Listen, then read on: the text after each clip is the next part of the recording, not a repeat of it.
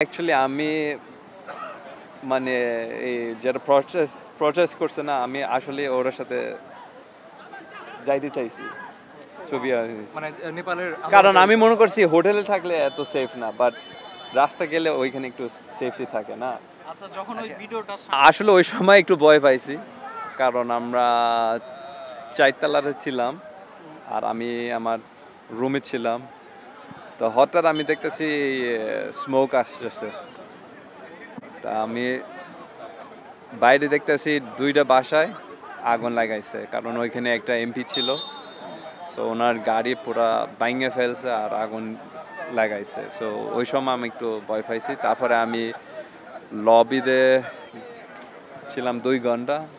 সবাই বলছে 2 তলা যাও 2 তলা যাও, বাট আমি বলছি আমি সেফ আছি লবিতে। সবাই একসাথে ছিল, আর সবাই যেটা ছিল হোটেলের স্টাফ, ওরা আমাকে গাইড করছে।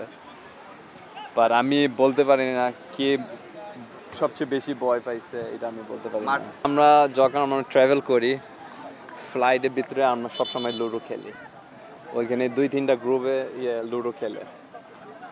তো যেটা আমার সাথে ছিল ফাহিম, হৃদয়,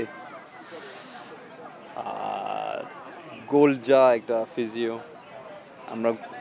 আমরা এক গ্রুপে ছিলাম, আমরা লুডো খেলছি, বাট লুডো সবসময় হয়।